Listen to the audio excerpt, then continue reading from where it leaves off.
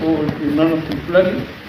También los saludo en el amor del Señor por el gran trabajo que hicieron en las cruzadas, que gracias a Dios y a ustedes que fueron el instrumento, nos estamos estudiando hoy día el Corán. Entonces vamos a hacer una muy breve reseña histórica porque tengo pocos minutos para presentar un poco de los templarios y además de la Santísima Trinidad.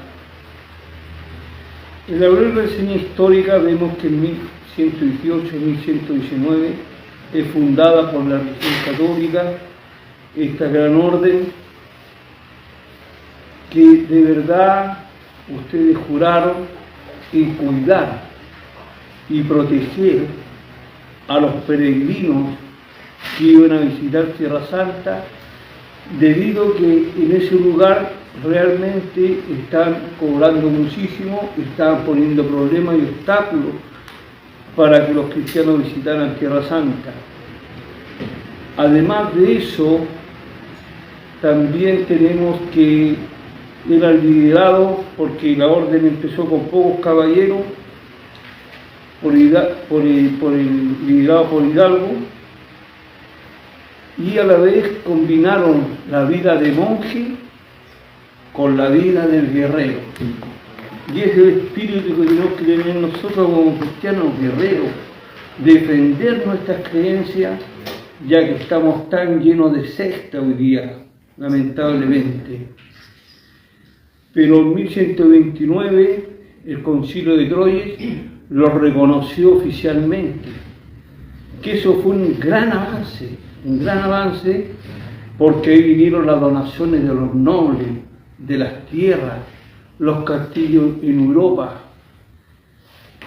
Pero ya en 1307, este rey francés, Felipe IV, que estaba tremendamente endeudado, acusó a esta gran orden de la élite de herejía, de idolatría y de cosas secretas que hacían ustedes. Y fue una acusación falsa, porque como estaba tan endeudado, él quería apoderarse de la riqueza de los templarios. Pero paralelamente también hicieron algo que hasta el día de hoy está vigente, esa red bancaria,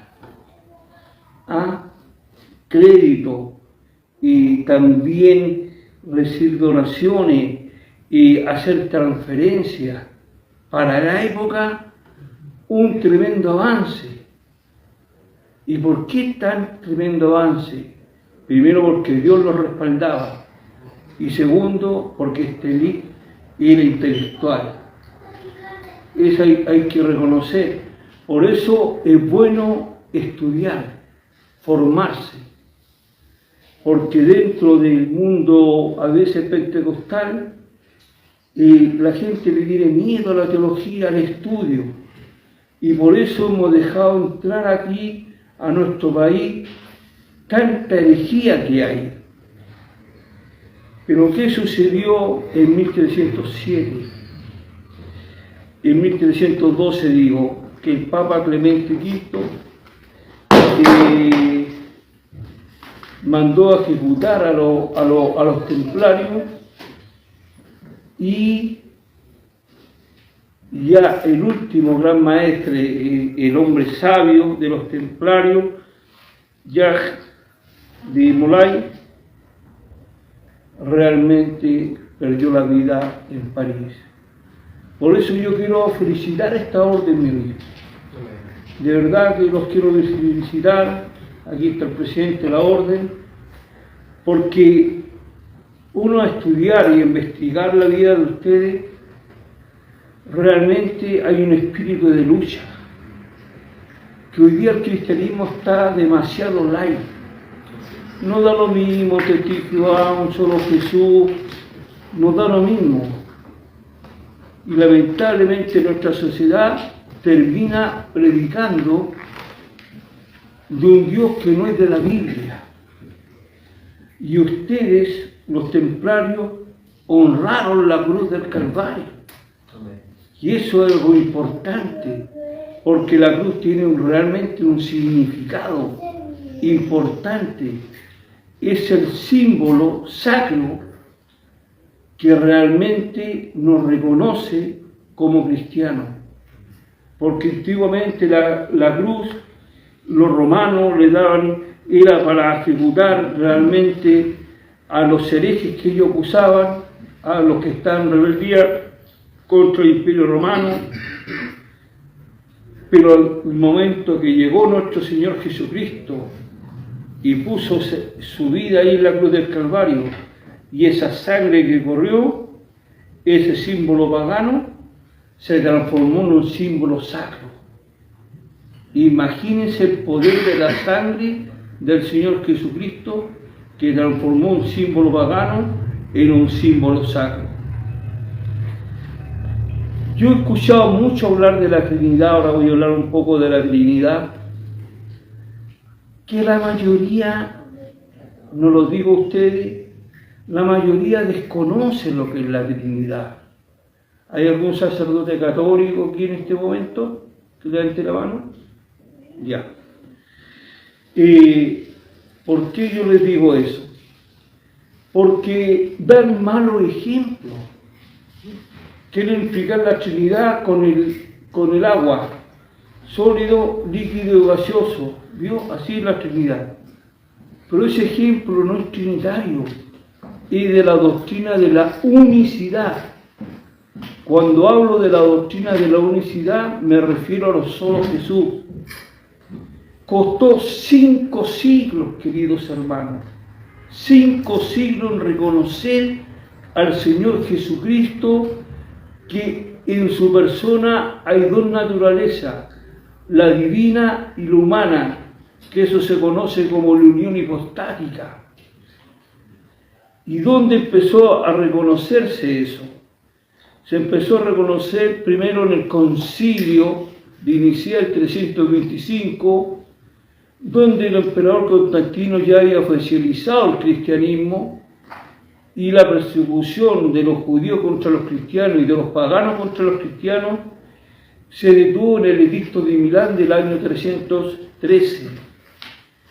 ¿Qué sucedió ahí? Que Constantino facilitó los carruajes, hizo un concilio ecuménico, no el ecumenismo que conocemos ahora, no, trajo obispos de diferentes lugares. Entonces, porque había una herejía tremenda, que increíble, que hasta el día de hoy está, que es solo el arrianismo del presbítero Arrio, que Arrio postula y dice que Dios, Jehová, solamente, o Yahweh, es Dios, y que Jesucristo fue creado, y que el Señor Jesucristo creó el Espíritu Santo. Por lo tanto, el Espíritu Santo se tiene que subordinar al Hijo y el Hijo al Padre, pero lo único que es Dios es Yahweh. Entonces no lo mira como Dios.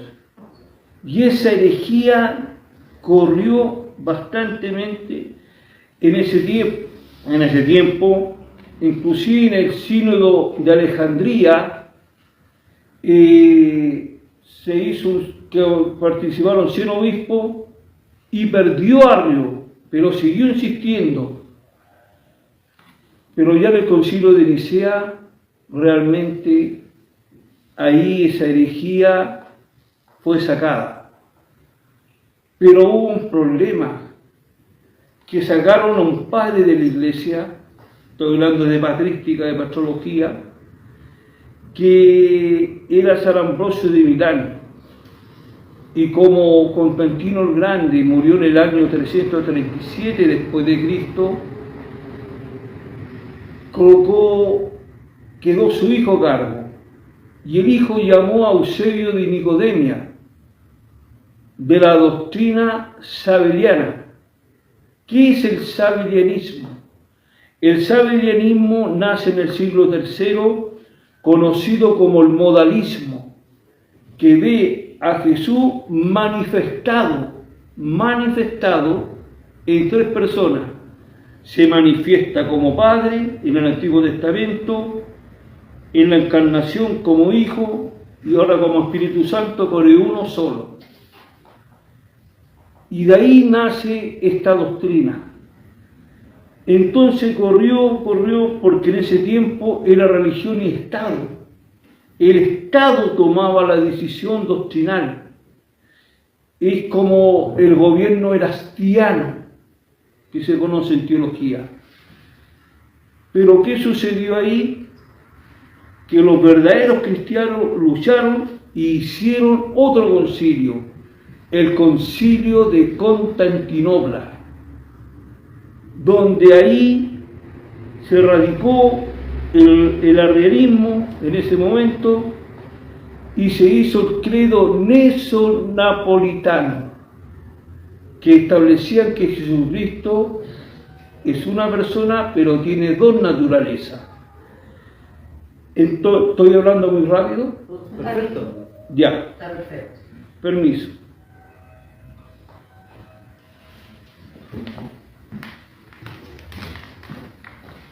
Pero estos arrianistas eran porfiados, los que siguieron esta corriente.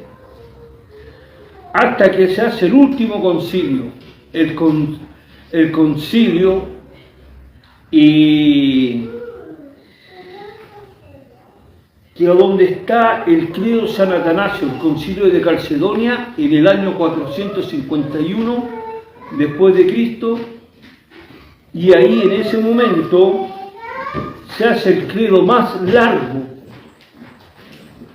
explicando la Santísima Trinidad y explicando que Jesucristo es Dios.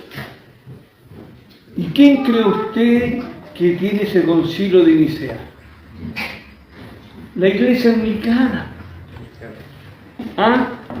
En el libro de oración común está todo ese concilio. Son como 2 páginas muy bien explicados. Y de ahí en adelante se cierra el tema y todo aquel que se oponga a la Santísima Trinidad, el concilio dice que será llamado, disculpe,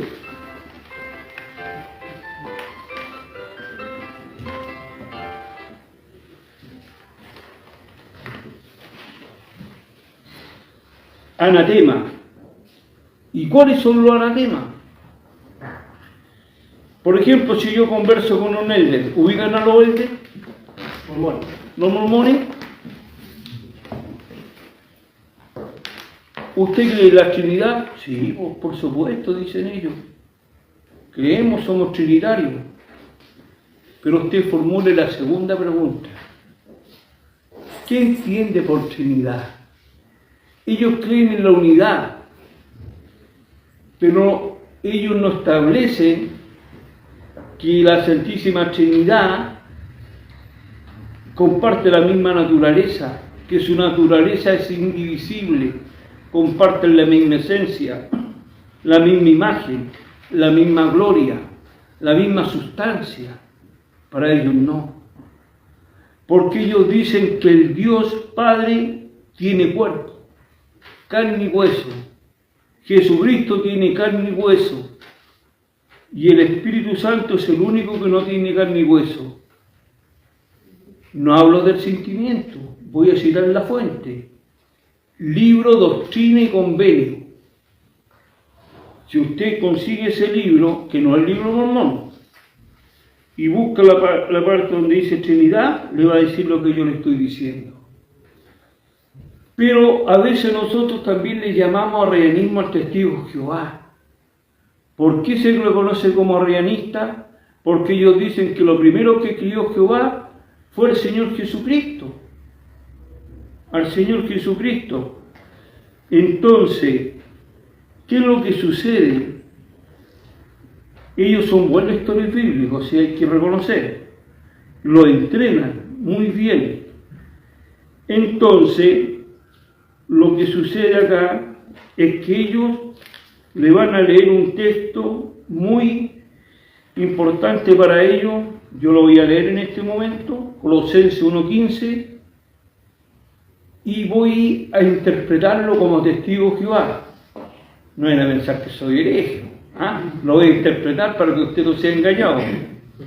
Colosenses 1:15 dice, Él es la imagen del Dios invisible, el primogénito de toda creación.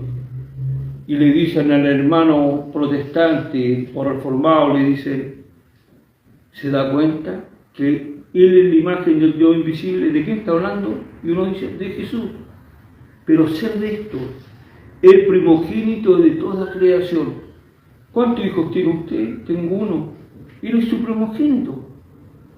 Por eso nosotros no creímos en la Trinidad.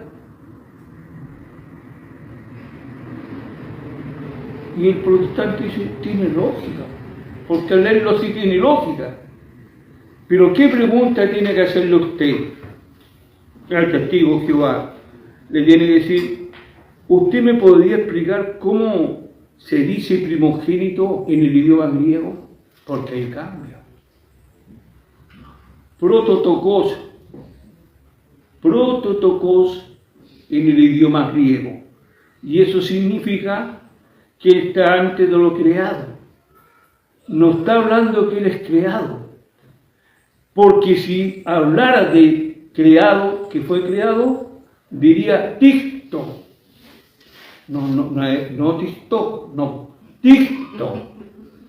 Y ticto significa en el griego una madre que da luz a un hijo al nacer o una planta que da semilla.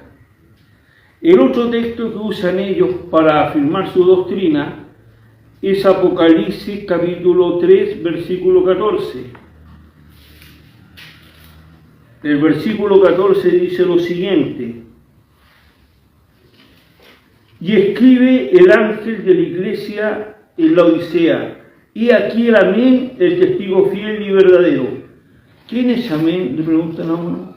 ¿Y el testigo fiel? Jesucristo, dice el protestante. Pero observe ahora, colóquenle la lupa, me dice. Dice, el principio de la creación de Dios dice esto. ¿Se da cuenta cómo concuerda la epístola paulina con la carta juanina? Que también el principio de la creación. Y usted le hace también la pregunta, ¿cómo se escribe principio aquí en griego? Él no va a saber, y es en el griego arge, que está antes de lo creado, antes de todo. Porque Jesucristo creó juntamente con el Padre y el Espíritu Santo. Por eso dice, hagamos al hombre. Está hablando en pluralidad. No dice, hice el hombre. Entonces, esta religión es la única organización que conozco que trabaja como hormiga. Es una plaga. Usted puede andar en un campo que pasa una micro una vez a la semana y de repente ve con el maletín ahí llamando a las puertas y son los testigos de Jehová. Pero el testigo de Jehová tiene una gran similitud con el arrianismo, pero similitud, porque el testigo de Jehová dice que Jehová lo primero que creó no fue Jesús, al ángel Miguel, porque para ellos el arcángel Miguel es Jesús. Pero el Señor Jesucristo, después de la encarnación, cuando fue engendrado por el Espíritu Santo, nació como humano, no Dios. No habían dos personas, no habían dos naturalezas en la persona de Cristo. Porque ellos modifican los versículos, los modifican. La Biblia de ellos, la actualizada, salió en 2017 de color gris. Realmente van modificando los textos. Entonces, un texto que usan ellos, por ejemplo, Juan 1:1. En el principio era el verbo y el verbo era Dios. En el principio era el verbo y el verbo estaba con Dios y el verbo, observe, y el verbo era un Dios. Pero en su Biblia dice que el verbo era Dios. No coloquen el un. Eso se llama interpolación. Cuando usted le agrega algo al texto. Entonces, ¿qué es lo que sucede ahí? Que ha sucedido una interpolación, pasa a ser un texto espurio, y la palabra un en griego es ja. Entonces, diría un Dios hasteos. Pero ellos, como no saben gramática griega, no saben que los artículos indefinidos en el griego no existen. Entonces ellos hacen una interpolación. Entonces, ¿qué es lo que sucede con el testigo de Jehová? Que el testigo de Jehová establece que el Señor Jesucristo no fue creado inmortal, sino el tercer día que resucitó en el madero de tormento, como dicen ellos, ahí Jehová Dios le regaló inmortalidad. Y el único que debe recibir adoración es el Padre y no el Señor Jesucristo. Porque toman otro texto bíblico que está en Juan, dice en el Evangelio de Juan, el Padre es mayor que yo. ¿Se da cuenta? Me dicen. El Padre es mayor que yo. Pero ¿de qué perspectiva está diciendo eso Cristo? Desde la parte de la humanidad, no de la divinidad. Y el solo Jesús, como le dije, cree en la manifestación. Y como el tiempo es corto, quieren aprender más, inscríbanse en el Instituto Bíblico, en la Facultad Teológica, porque este tema es muy largo, muy profundo. Un tema así en profundidad dura un semestre. Porque hay mucha me faltó explicar cómo ve la Trinidad, la Iglesia de Diosa Madre, cómo lo ve el Espíritu Santo Madre, cómo lo ve William Marion Branham, William Soto Santiago, cómo lo ve la Adventista del Séptimo Día. Pero me llegó una señal del cielo y como yo estoy sujeto a mi autoridad, he terminado. Un gusto de conocerlo y que Dios me los bendiga. Continuará. Continuará. Amén.